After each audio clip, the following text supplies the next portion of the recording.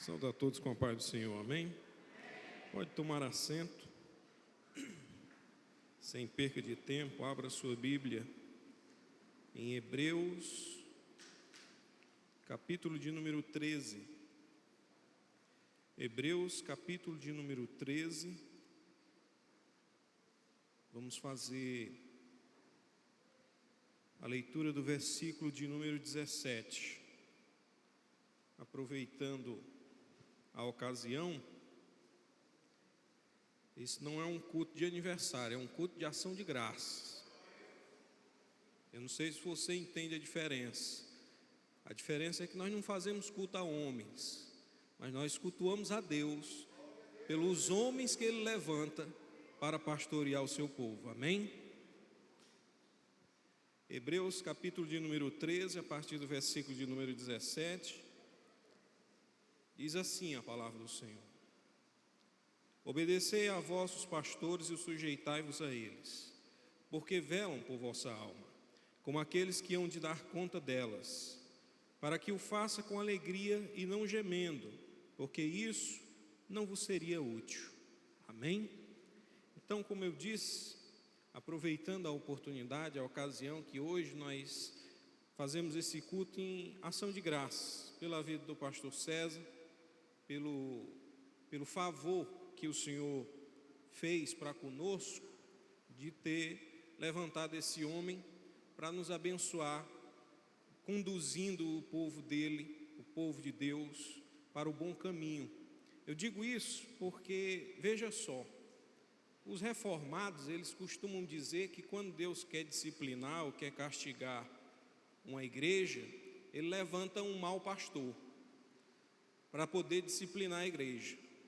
Mas quando Ele quer também abençoar, agraciar essa igreja, Ele levanta um bom pastor. Um pastor bom não é um pastor perfeito.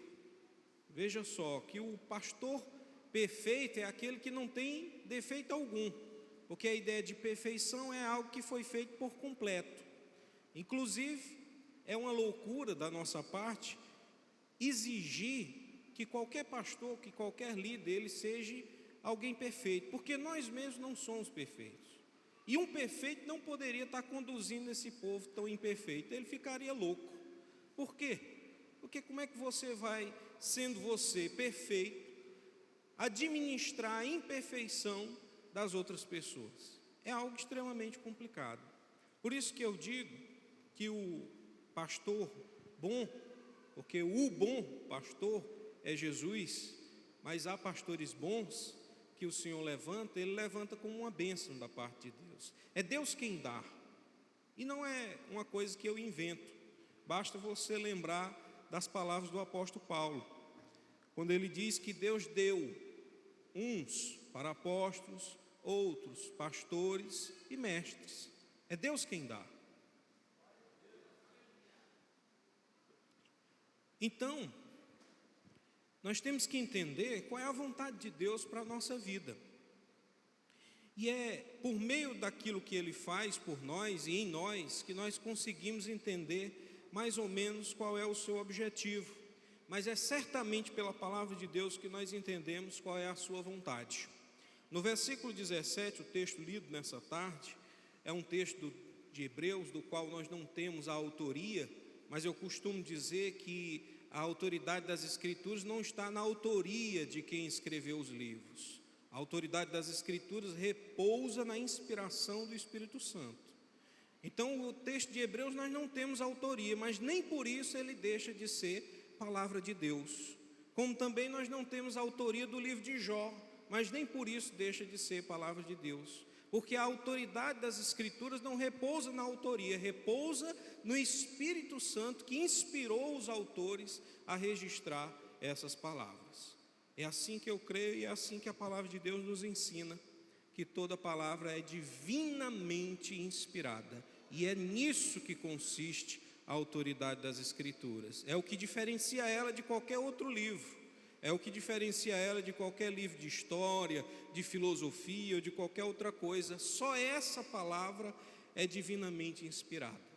E essa palavra, no versículo lido, ele faz parte das palavras de recomendação do autor de Hebreus aos seus destinatários, ele diz uma coisa importante. Ele começa falando sobre permanecer no amor fraternal, e no versículo 17 ele nos chama a atenção a obedecer a vossos pastores.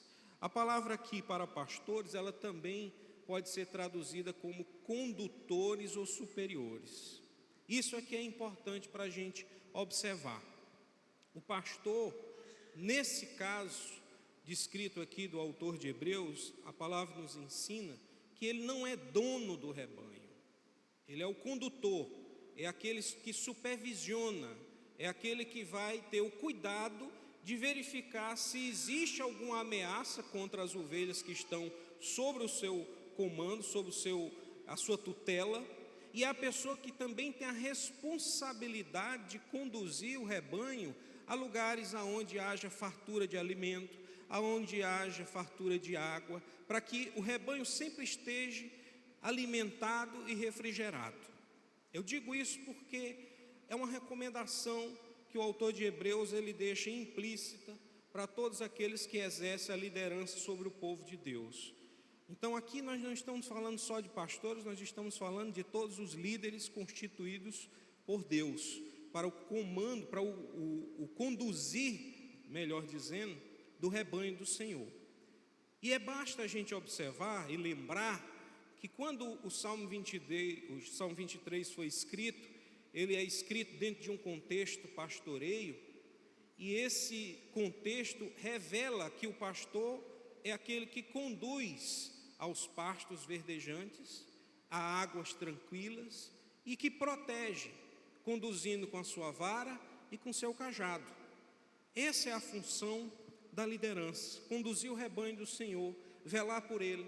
Por isso que o autor de Hebreus ele diz: obedeça aos vossos líderes, obedeça aos vossos condutores, obedeça aos vossos pastores e sujeitai-vos a eles. Não é só obediência, e a obediência aqui tem a ver com aquilo que é comunicado. Então eu digo a vocês, pessoal, por favor, não coloque chiclete debaixo da cadeira. Com obediência, você não coloca chiclete debaixo da cadeira. Isso é obediência. Mas ele também fala em uma sujeição. E a sujeição aqui é uma ação, vamos dizer assim, semelhante ao que Deus coloca entre o homem e a mulher, lá no jardim do Éden, quando ele coloca a mulher como uma adjuntora, como alguém que vai estar junto com o homem em uma missão, só que ela vai estar auxiliando. A responsabilidade é desse homem e ela vai estar cooperando com ele, e aí por isso que ela não é subordinada, ela se sujeita a ele, e aí a diferença é grande, porque na subordinação nós reconhecemos uma hierarquia. Esse de cima é mais importante do que o de baixo, mas não é isso que a palavra de Deus está ensinando. Ela não está falando de subordinação, ela está falando de sujeição. E sujeitar-se é partir da ideia de que tanto esse é importante, como esse daqui também é importante. Os dois têm a mesma importância para Deus. Porém, voluntariamente, o segundo vai se sujeitar ao primeiro, porque reconhece que esse primeiro tem a responsabilidade de exercer determinado ofício, de determinada função, que vai beneficiar todo o corpo. Não sei se eu estou sendo claro. O que eu estou dizendo é que o pastor não é mais importante do que os irmãos da igreja. Todos nós somos importantes diante de Deus.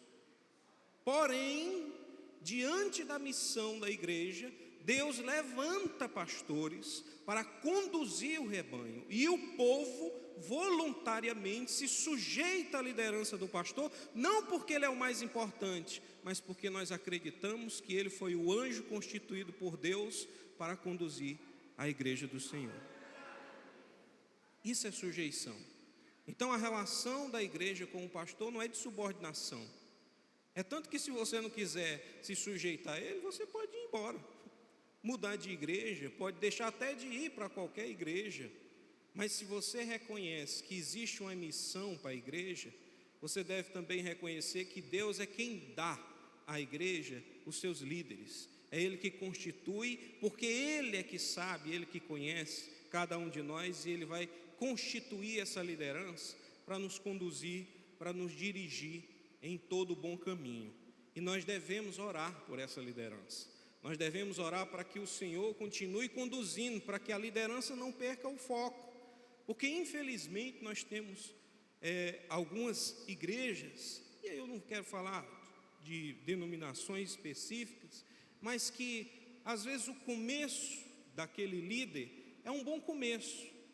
Conheço pessoas que foram grandes missionários, pessoas que estavam de fato dispostas a darem a sua própria vida para a pregação do Evangelho, mas que hoje não estão mais tão comprometidas assim com o anúncio das boas novas.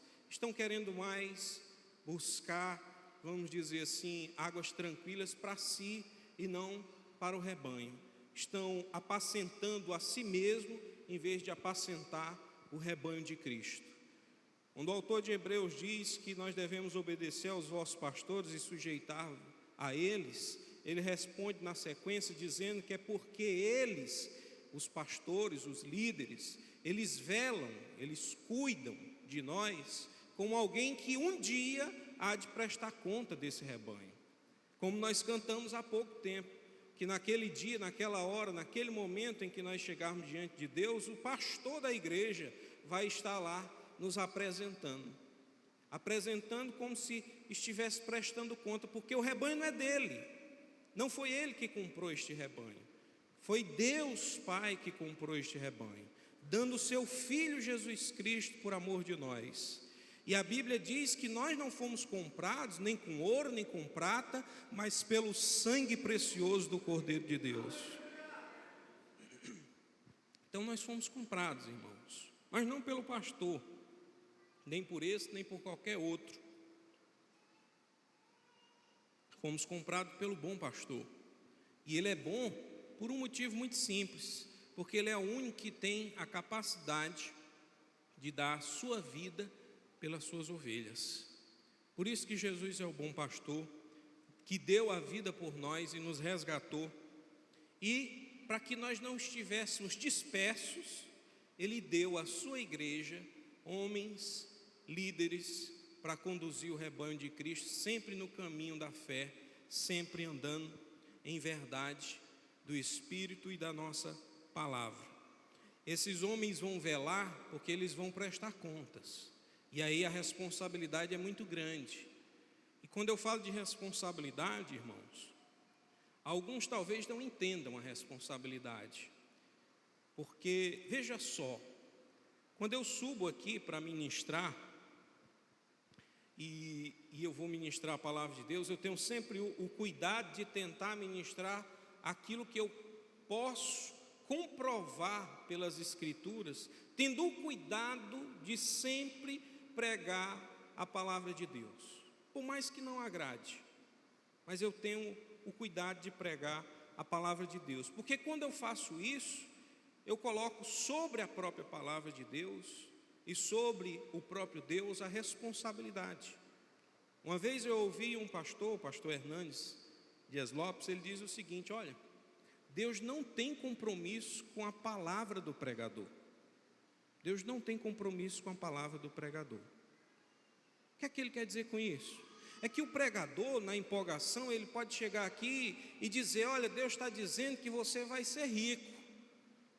O pregador, pela empolgação, pode chegar aqui e fazer promessas que Deus nunca fez. Mas Deus não tem compromisso com a palavra do pregador. Deus tem compromisso com a sua palavra. É a palavra de Deus que não volta vazia. É ela que tem a promessa de que aonde chega, ela vai produzir aquilo que lhe apraz, aquilo que é o seu propósito. Por isso que a gente prega a palavra de Deus e tem que ter o cuidado de pregar sempre aquilo que Deus disse e que Ele prometeu, porque a palavra de Deus tem a promessa de Deus no sim e no seu amém. Quando eu falo de responsabilidade, eu estou falando de que aqui, nesse momento, eu estou ministrando, e se eu não tiver o respeito e a reverência pelo esse espaço e pela responsabilidade que me foi dada nesse momento, eu posso comprometer a vida de muitas pessoas, fazendo promessas falsas, contando mentiras como se fossem verdades, massageando o ego na hora que eu deveria estar exortando. Porque veja só, irmãos, a gente acha que servir a Deus e receber a palavra de Deus é receber só palavras de bênção. Como outro dia, hoje mesmo eu conversava com a minha esposa e nós estávamos comparando como alguns artistas, eles têm esse negócio de dizer que eles aproveitam das religiões aquilo que eles acham bom. Olha como é interessante. Eles vão para a igreja como se estivesse no supermercado. Isso aqui eu gostei. Aí ele vai e pega aquele produto. Isso aqui eu gostei. Esse negócio aqui de ir para o inferno eu não gostei não, vou deixar para lá. E aí ele vai pegando aquilo que lhe apraz, aquilo que lhe agrada, coisa maravilhosa. Só que veja só, meus irmãos, tudo que está aqui é palavra de Deus. Então, do mesmo jeito que Jesus falou de um céu glorioso, que um dia nós iremos adentrar, não sei se pelos portões dourados, mas um certo é que nós estaremos lá, e Ele estará conosco, e nós com Ele, para todo sempre. Ele também falou de um inferno, que está destinado não a nós, mas ao diabo e aos seus anjos. Porém, pela desobediência, ou talvez pela falta de conhecimento, ou de, vamos dizer assim, de sinceridade de alguns, eles vão também com esse grupo. O que eu quero lhe dizer é que a responsabilidade que um pastor, que uma liderança ela tem, é muito grande. Quando um irmão peca, isso pode trazer a tristeza, com certeza, para ele, para algumas pessoas mais próximas, e talvez até a decepção de um ou de outro, que confiava ou que se espelhava naquele irmão. Mas quando um pastor peca, ele traz um comprometimento sobre todo um grupo de pessoas. Porque as pessoas, querendo ou não, e o pastor César sabe mais do que eu, pelo tempo que ele tem, que as pessoas esperam de nós uma postura que muitas das vezes a gente não consegue atender. E não consegue atender não é porque não haja esforço, é porque nós somos seres limitados. Então o que eu quero chamar a atenção, meus irmãos, é que nós como igreja, porque essa palavra aqui não é só sobre o pastor, mas é também sobre a igreja, nós também temos que reconhecer essa responsabilidade que a liderança, o pastor, ele tem para conosco, e que ele nunca vai poder atender todas as nossas demandas, todas as nossas expectativas, mas essa não é a função do pastor. A função do pastor não é atender a minha nem a sua demanda, não é atender o que eu acho, eu acho que o pastor deveria fazer, não, a função do pastor é cuidar do rebanho de Cristo, daquela forma que o Senhor mesmo estabeleceu, e dentro dos limites que Ele tem, porque Ele é um ser limitado como qualquer outro, e imperfeito. Como eu disse aqui, eu não busco numa liderança perfeição, porque nós não somos perfeitos. O que eu busco numa liderança é aquilo que a igreja deve ter, e é aquilo que toda liderança constituída por Deus tem: santidade. Nós não somos ainda um povo perfeito, porque diz o apóstolo Paulo que nós ainda estamos faltando algumas coisas. Quando nos encontrarmos com o Senhor, aí aquilo que era imperfeito se completará, e aí nós nos tornaremos perfeitos. Mas enquanto estivermos em um corpo carnal, enquanto ainda estivermos morrendo, enquanto ainda estivermos lutando contra a carne, nós ainda somos imperfeitos. Um dia, talvez nós sejamos certamente revestidos dessa perfeição, mas aqui continuamos imperfeitos, e não há problema com isso, porque nós não fomos chamados para viver aqui em perfeição, mas sim em santidade. E viver em santidade quer dizer o quê? Viver separado. Por isso o apóstolo Paulo diz que nós devemos mostrar ou oferecer os nossos membros em santidade. Como assim?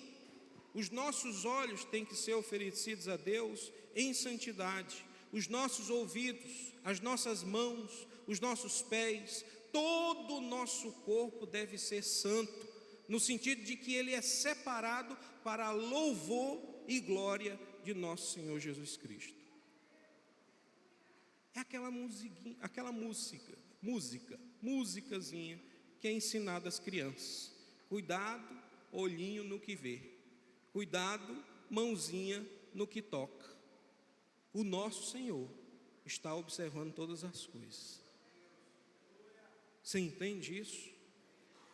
Ser santo não é perfeito. Ser santo é ser separado. É se separar e se dedicar àquela missão que o Senhor nos deu. Como igreja, nós somos chamados a sermos santos, separados do mundo. Isso não quer dizer que nós somos avessos a qualquer pessoa. Pelo contrário, nós temos que alcançar essas pessoas. Mas somos separados no sentido de valores, princípios, atitudes.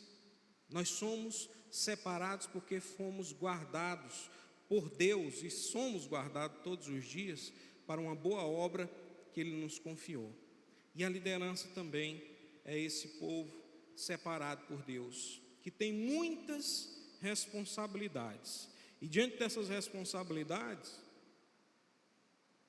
como outro dia o pastor César falou aqui, que às vezes, assim como qualquer um de nós, se não já pensamos um dia, podemos vir a pensar em desistir. E eu entendo, pelo menos em parte, porque que às vezes dá vontade de desistir. Não é que ele queira abandonar a fé, ele nunca disse que queria abandonar a fé. Ele nunca disse que queria voltar para o mundo e viver no pecado. O que ele disse foi que às vezes dá vontade de abrir mão dessa responsabilidade que Deus confiou a ele. E eu entendo isso, porque eu sei que tem pastores, e nós tivemos uma época atrás, pastores que teve um alto índice de suicídio, pastores que não estavam suportando a responsabilidade. Porque veja só, irmãos, eu não sei se você já conversou com uma pessoa que ela chega tão carregada de problema, que ela começa a contar as coisas para você, mas é um negócio assim tão pesado, que ela suga toda a sua energia. Uma pessoa só já faz você se sentir mal, já faz você se sentir pesado, você já fica psicologicamente, às vezes até fisicamente sobrecarregado. Agora tu imagina ter que tomar de conta de várias pessoas, cada um trazendo os seus problemas, cada um trazendo as suas dificuldades, e você mesmo já tem as suas dificuldades. Porque não se engane, meu irmão, o pastor também tem as suas lutas, tem as suas disputas, as suas dificuldades. É um homem casado como qualquer um dos outros, e como em todo casamento nós temos as dificuldades que são próprias do casamento. Ali a irmã Égida achando graça. É como se ela não tivesse, não, eu mesmo não dou trabalho não. Lá em casa quem dá trabalho é ele.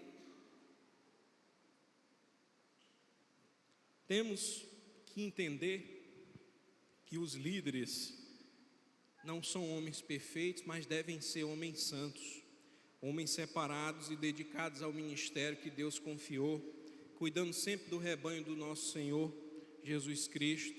E entender também que eles não são perfeitos porque são limitados cognitivamente, fisicamente, em várias outras áreas, e eles, assim como nós, precisam também de ajuda.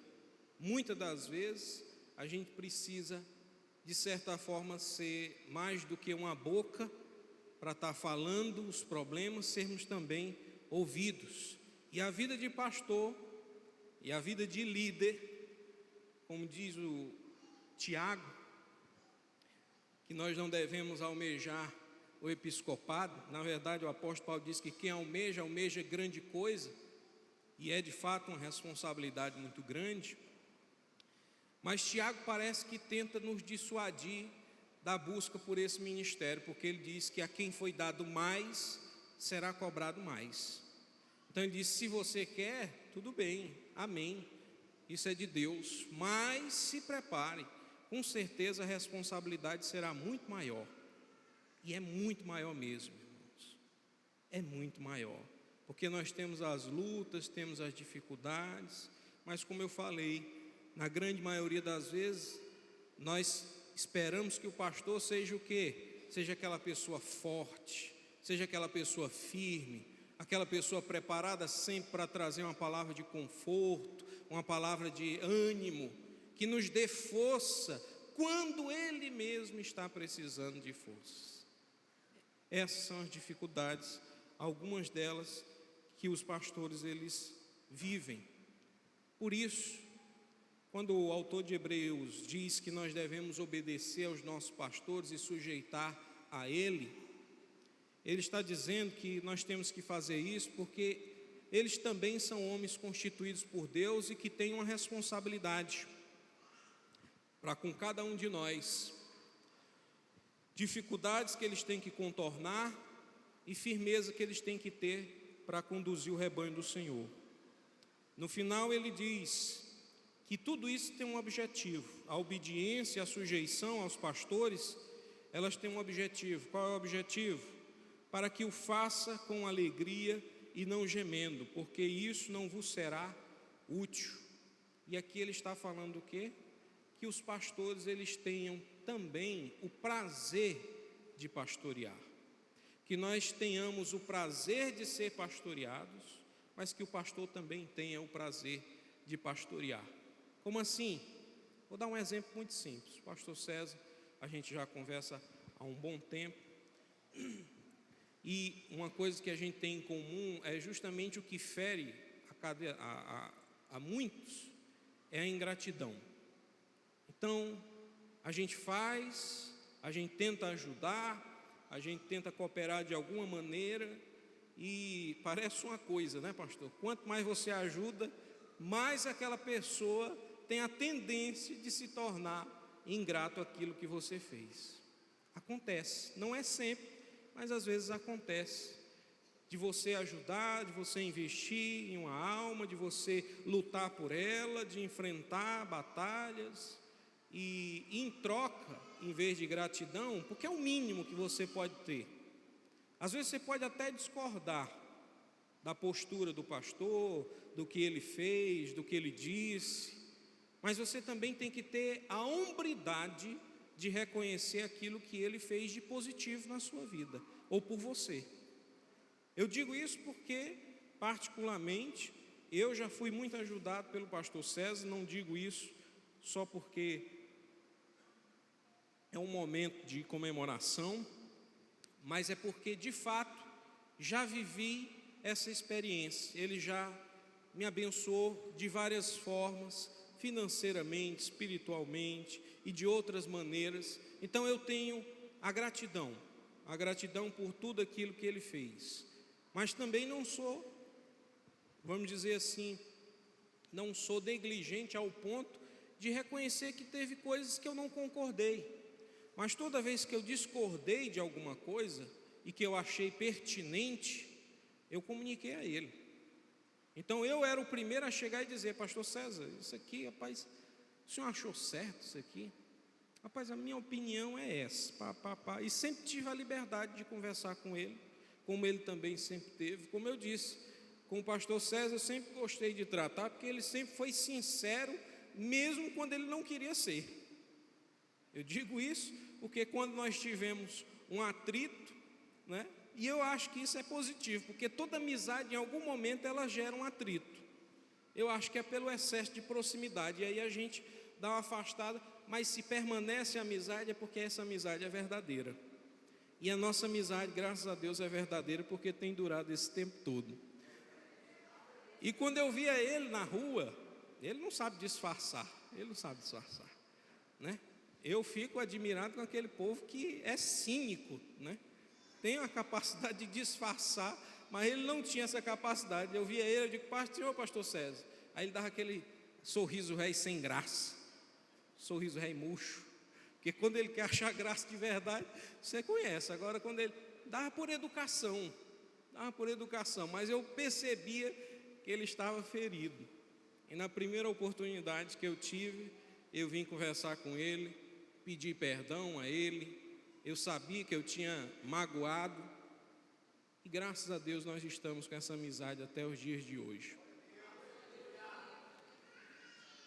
Porque, meus irmãos, nós temos que entender que ser pastor é mais do que exercer uma função, é você abdicar de muitas coisas, é você abdicar da sua própria vida, do seu próprio interesse, dos seus desejos, para assumir a responsabilidade que Deus lhe colocou, lhe confiou.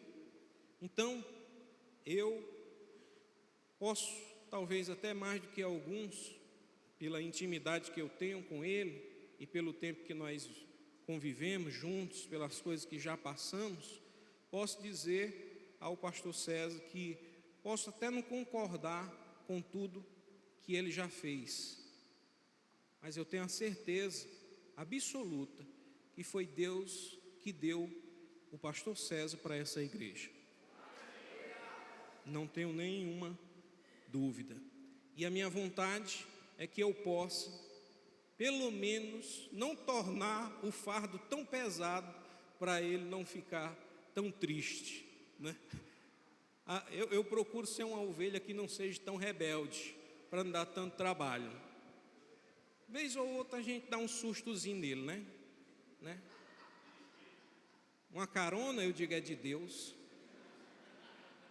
Agora ele me paga, né? Eu só comigo, é claro que eu não vou dizer a ele, que é para não dizer que é vingança. Aí a gente tem essas oportunidades, é Deus que dá, e aí a gente tem que aproveitar, amém? Vamos ficar de pé. Já colocaram aqui um bilhetezinho, eu não posso ultrapassar o horário.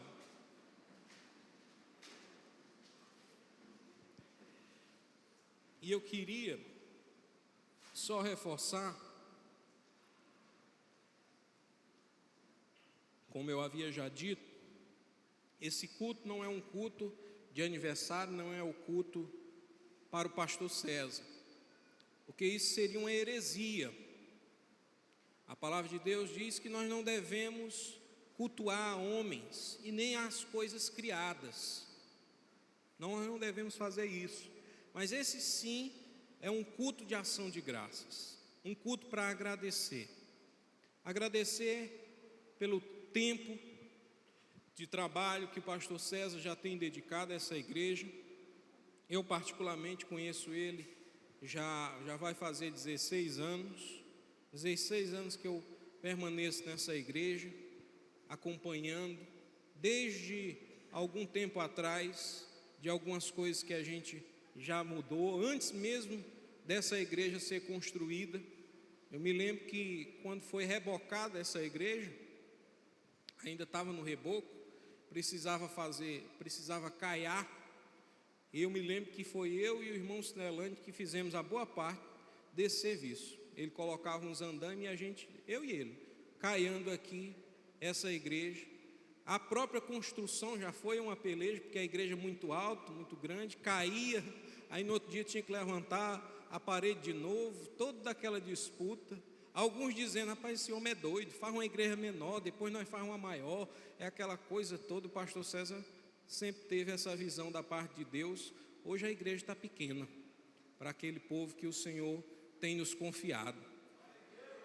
Porque, como eu disse, irmãos, não é o pastor que compra as ovelhas ou que vai buscá-las. Como diz a palavra de Deus em Atos capítulo 2, era o Senhor que ia incrementando, acrescentando dia após dia as almas que iam sendo salvas.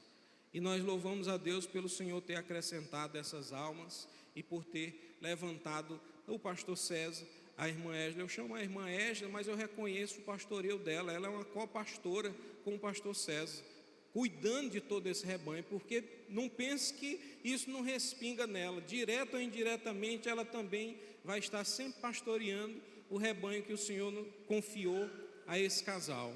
Eu chamo ela de irmã Éslia porque é desde muito tempo nós temos esse trato. Ela também me chama de irmão Carlos, e eu não tenho problema nenhum com alguém me chamar de irmão Carlos, porque no final das contas, quando nós chegarmos naquele grande dia, nós seremos irmãos e irmãs. A função de liderança e de pastoreio é uma função circunstancial, é momentânea, mas naquele grande dia só haverá um povo, um povo. É isso que a palavra de Deus nos ensina, amém? Por isso eu queria pedir o pastor César e a irmã Égida para vir aqui à frente, ele vai depois sentar nessa cadeira. Vamos fazer uma brincadeira de roda com ele.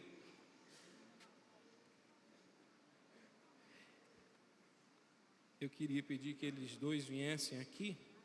Não vou pedir que suba não, porque seria exigência demais. Mas eu queria que você estendesse as suas mãos sobre a vida deles.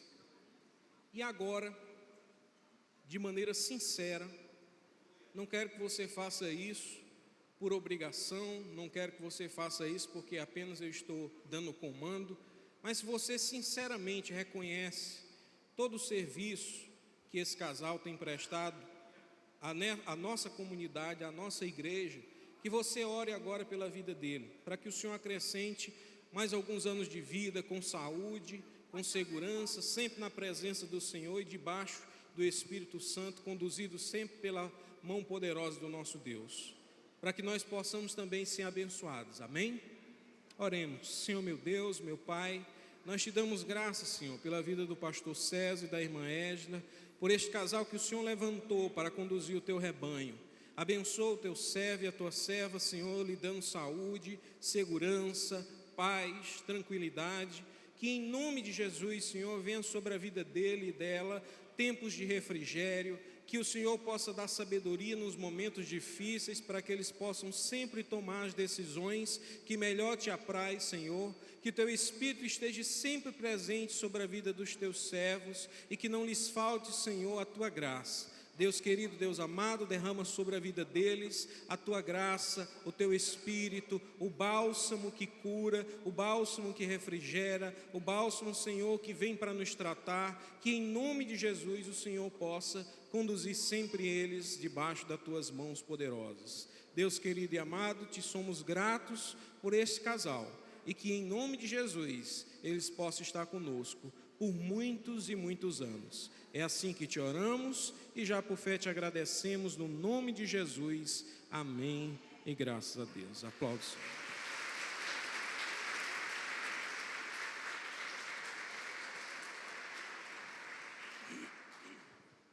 Pastor César agora vai sentar aí. Os irmãos podem tomar assento.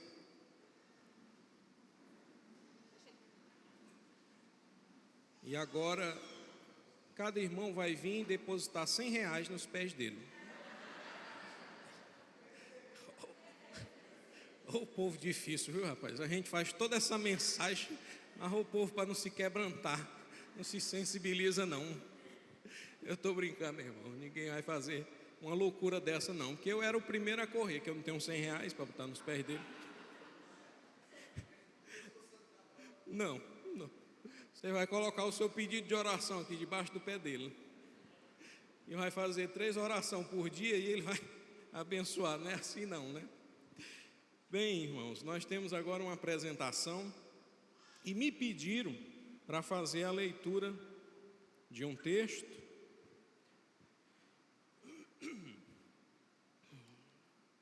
E à medida que eu vou fazendo a leitura do texto, os irmãos vão organizando a apresentação.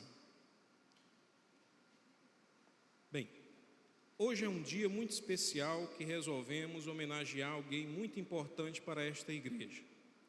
Quem além do nosso pastor, pai e um grande amigo, tem se mostrado um grande Neemias nesse tempo, onde com o auxílio da igreja tem construído um templo de adoração a cada dia.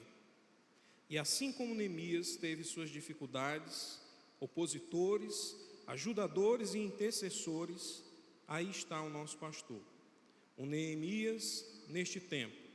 E aí estão, pastor, alguns equipamentos e ferramentas que lhe ajudarão nesta grande obra.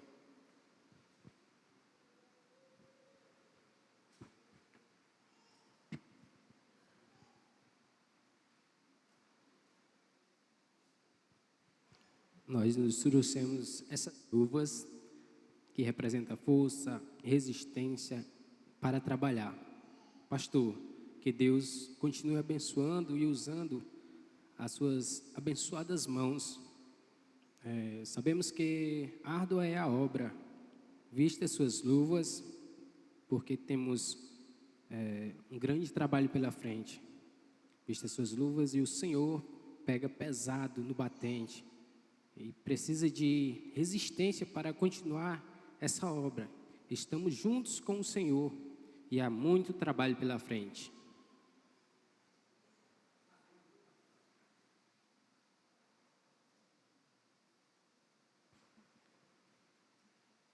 Pastor, aqui é a proteção para o ouvido, né?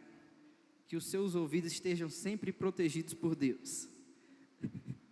E para que o Senhor não ouça a palavra do desânimo. Pastor, que o Senhor dê somente ouvido à voz de Deus. E para onde Ele direcionar, nós estamos com o Senhor. Não olhe para os lados, siga em frente.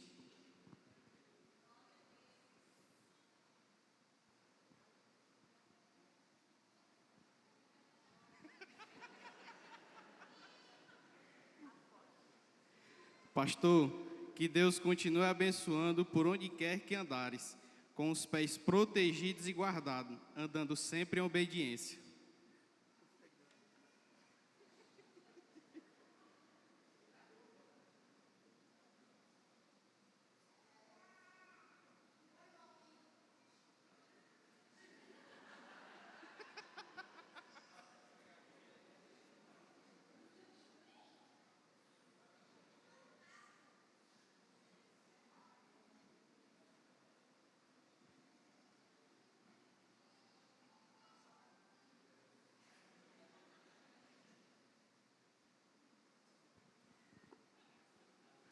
Pastor, esse é o capacete da proteção. Com ele, o Senhor estará protegido contra os pensamentos errados, contra as palavras contrárias e contra toda seta. Os teus pensamentos estarão alinhados com os pensamentos de Deus. A tua mente será a mente de Cristo. O Senhor é contigo, pastor.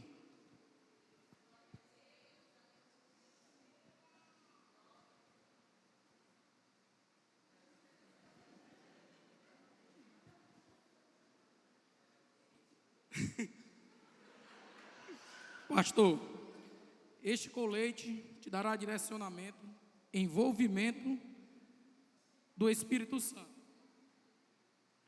O nosso pastor veste a camisa e como líder, ele é o primeiro a dar o direcionamento. E por causa do seu exemplo, que nós também vestimos a nossa camisa com o seu colete de sinalização, até no escuro, todos saberão que o Senhor está envolvido nessa grande obra, a obra do Senhor.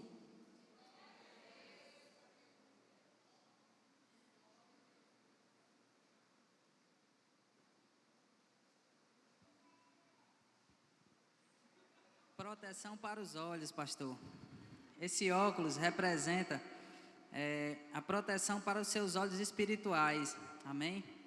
Esteja sempre olhando para Cristo, porque Ele é quem vai direcionar. E só um minuto.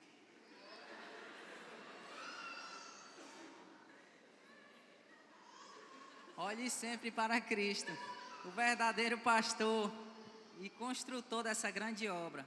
Porque uma das coisas que Satanás tentará é te cegar, uma das primeiras coisas. E como nós podemos construir, levantar esses muros, participar dessa obra tão grandiosa, a qual o próprio Deus o comissionou, se o Senhor não estiver guiando, se estiver cego?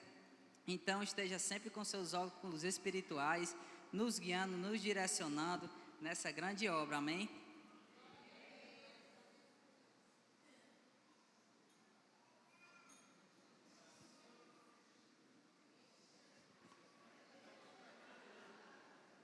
Pastor,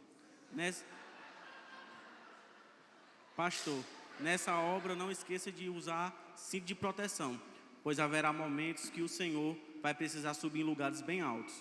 Pastor, não se preocupe com o perigo, pois a palavra de Deus diz que o Senhor enviará anjos que estará ao nosso redor para nos guardar.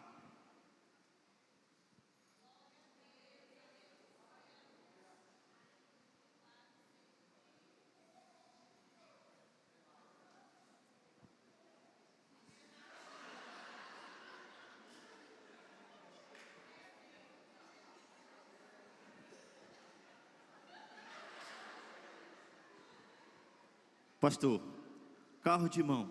O carro de mão ele serve para tirar o entulho, né, para fazer a limpeza.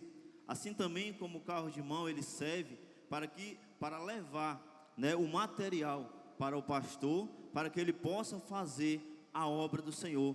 E nesses materiais, aonde muitas das vezes ele traz de casa o amor, a fidelidade, a paixão pela obra do Senhor.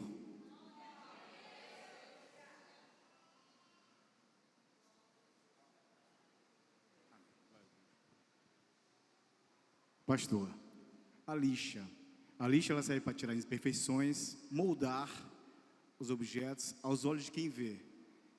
O Senhor, né, tem essa lixa na mão para moldar, para limpar, para tratar. Nós, como ovelhas, e ao Senhor, guiado pelo Espírito Santo, o Senhor tem cuidado de nós com carinho e com amor. Obrigado.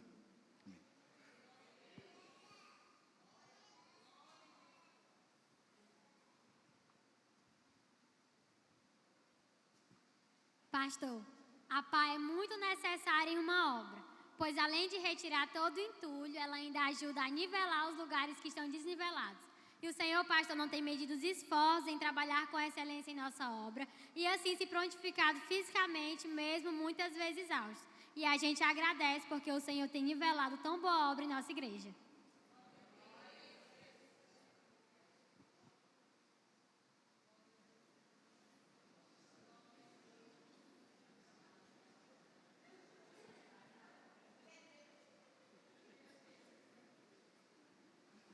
Pastor, sabemos que a enxada serve para capinar e limpar o terreno e muitas vezes nosso pastor tem nos mostrado um excelente capinador, limpando o terreno dos nossos corações para plantar uma boa semente.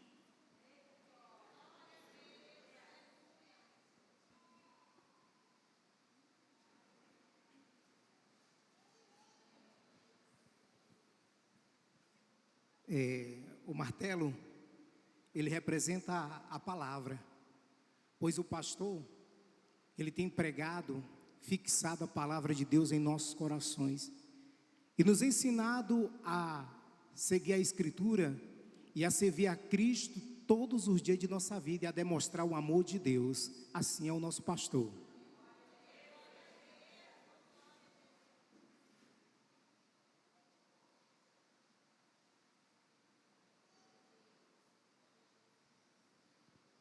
Estas são as sementes. As pessoas só olham os frutos, mas não sabem que por trás de um bom fruto sempre há um trabalho árduo e difícil. Temos que preparar a terra, regar, cuidar, para só assim podermos colher bons frutos. E assim é a vida do pastor. Ele prega, planta a semente do Evangelho e colhe vidas para o reino. E essas são seus frutos.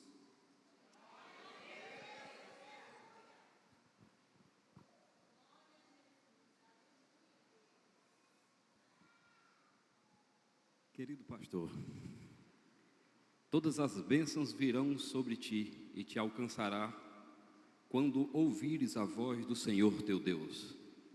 Bendito serás tu na cidade e bendito serás no campo. Bendito o fruto do teu ventre e o fruto da tua terra e o fruto dos teus animais e a criação das tuas vacas e os rebanhos das tuas ovelhas. Bendito o teu cesto e a tua amassadeira. Bendito serás ao entrares e bendito serás ao saíres. O Senhor entregará os teus inimigos que se levantarem contra ti feridos diante de ti. Por um caminho sairão contra ti, mas por 7 caminhos fugirão diante de ti. O Senhor mandará que a bênção esteja contigo nos teus celeiros e em tudo que puseres a tua mão, e te abençoará na terra que te der o Senhor teu Deus. E todas estas bênçãos são para ti, pastor. E nós estamos juntos nessa obra.